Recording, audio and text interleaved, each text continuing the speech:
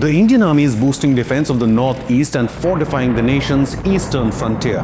The Indian military has set up 3 new fully operational military garrisons along the India-Bangladesh border to protect the strategic region called the Siliguri Corridor or the Chicken's Neck. This coincides with a massive show of strength by the Indian Air Force over skies of Guwahati. India's Su-30MKI Rafale Fighter Jets, along with the likes of Mirage 2000 and the indigenous Tejas, took part in the massive air exercise. We'll get you more details in just a bit. Meanwhile, a major crackdown on illegal Bangladeshis also continues at the border, while an ISIS Islamic terror module has been busted by the Gujarat ATS. More on that later. But first, the narrow corridor commonly known as the Chicken's Neck has been fortified with garrisons in Bamuni near Dhubri in Assam, Kishanganj in Bihar and Chopra in West Bengal. An army source was quoted in the media stating, "The Siliguri corridor is under multi-layered security cover. The new garrisons will enhance our quick mobility, logistics and real-time intelligence integration." Unquote. This sudden fortification comes after recent exchanges between Bangladesh's non-elected interim chief Mohammad Yunus and Pakistan's military and its ISI agency. Yunus presented a book cover with a distorted map of India to Pakistan's Joint Chiefs of Staff Chairman General Shamshed Mirza, while Yunus is also arming Bangladesh military with Chinese SY-400 ballistic missiles and is in talks to buy 20 Chinese J-10 jets. But any Bangladeshi misadventures will be met with an overwhelming response from the Indian military, just like back in 1971. The Lachit Borphukan military station in Dhubri is the first military base established in Assam bordering Bangladesh. It is named after Ahom General Lachit Borphukan. This area covers 196 bighas of land. Established under the Tezpur-based 4 Corps, this garrison is strategically important for area domination, surveillance and quick deployment of forces. The Dhubri garrison has been established as a fully functional and fortified military station. However, the other bases at Kishanganj and Chopra have been set up with a short time frame objective and are located with an eye on the Bangladesh border. The Chopra base in West Bengal operates under the Brahmastra Corps and has been built to enhance surveillance, strengthen ground mobility, and thus improve coordination in the narrow Siliguri corridor. The entire region falls under the defense of the Indian Army's Tri-Shakti Corps, whose headquarters are also situated near Siliguri. According to news reports, India has also bolstered the security of these regions by deploying Rafale Fighter Jets at Hashimara Air Base in West Bengal. Multiple BrahMos missile batteries are also deployed, as well as advanced air defense platforms like the S-400 and the Akash missile system. Together, they provide overlapping coverage against aerial and missile threats from the east and northeast. The Indian Army chief had earlier claimed, quote, "As far as Chicken's Neck is concerned, I see it from a different perspective.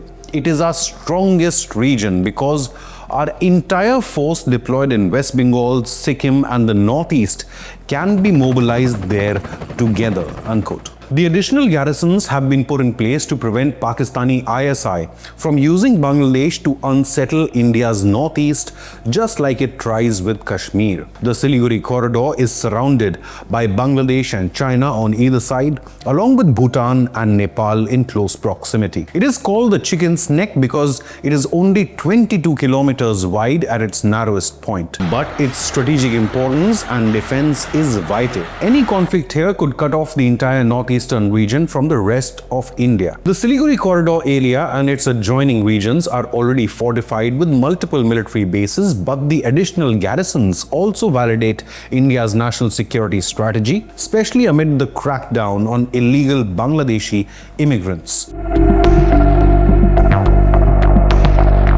According to a report by Indian Express, more than 2,000 illegal immigrants have been deported back to Bangladesh since the launch of Operation Sindoor in May 2025. According to a senior police officer, nearly 48 illegal Bangladeshi immigrants were also arrested when they reportedly tried to cross back into Bangladesh through the Basirhat pockets in West Bengal's North 24 Parganas district. According to a BSF officer, the infiltrators were escaping following the announcement of the Special Intensive Revision of the SIR of electoral rolls in West Bengal. In another development, about 33 Bangladeshi illegal immigrants were detained by the BSF on November 2nd and 15 more were captured on Saturday night. In Rewari, the police captured 44 illegal immigrants from Bangladesh from brick kilns and slums of Haryana and handed them back over to West Bengal police and the Border Security Force. However, this is merely a start. The then Minister of State for Home Affairs, Kiran Rijiju, told the Parliament back in 2016, quote, "According to available information, there are about 20 million illegal immigrants from Bangladesh in India," unquote. Most of these had come to India to escape the brutality of Pakistani army before the 1971 war. However, even after East Pakistan's defeat, thousands of Bangladeshis continued to illegally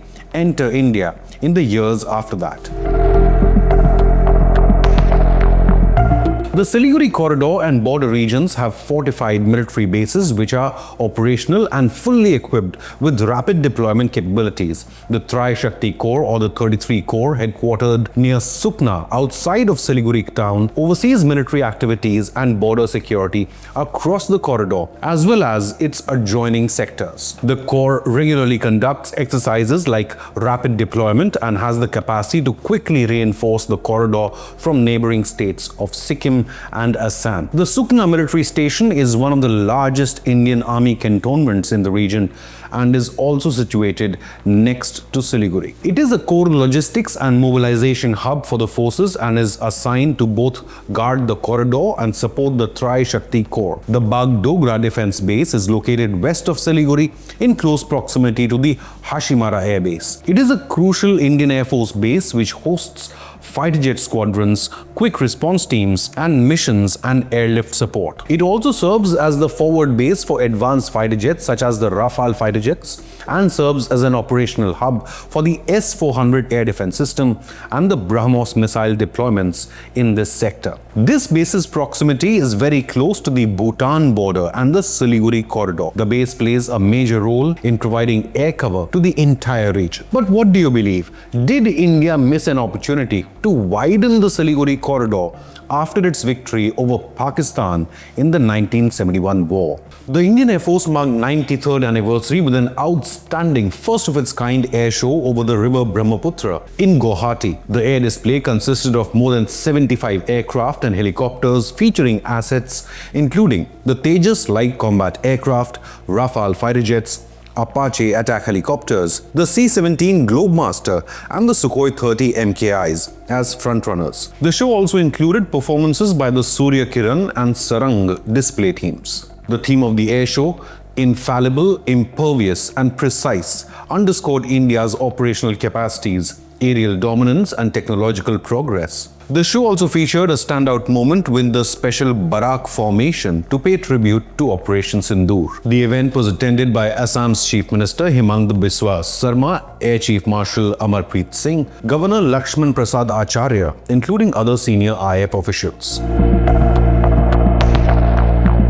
Gujarat Anti-Terror Squad arrested 3 ISIS operatives who were caught allegedly preparing ricin, a highly toxic chemical, for a planned attack targeting Hindu temples. Among the 3 operatives identified, one of them is a doctor from Hyderabad. His name is Ahmad Mohiuddin Syed, who reportedly smuggled weapons from Pakistan using drones and was making the deadly toxin ricin. He has been identified as the central figure in an Islamic State-sponsored terror plot to attack multiple cities in India. No surprises there. The second man has been identified as a tailor from UP's Shamli and the third is a student from Lakhimpur Kheri.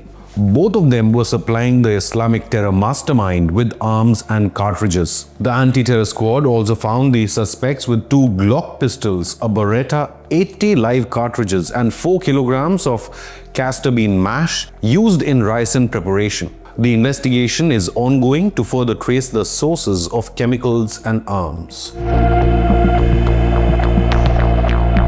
Indian Defence Minister Rajnath Singh recently spoke up on the Su-57 joint production possibilities between India and Russia and said in an interview, quote, "Talks are ongoing but no announcement will be made for now," unquote. This comes amid news reports that Russia has offered its Su-57 advanced stealth aircraft for local manufacturing in India. Rajnath Singh during the interview underscored India's strategic priority of developing the AMCA program. He announced that the fighter jet engines that are essential to run aircraft like the Tejas and in the future the AMCA will also be manufactured in India by 2026. Rajnath Singh added, "We will not take ready-made goods from anyone. We will take knowledge, take technology and use it on our own soil." This comes right after finalizing agreement with GE Aerospace of the United States and Safran of France for technology transfer for fighter jet engines.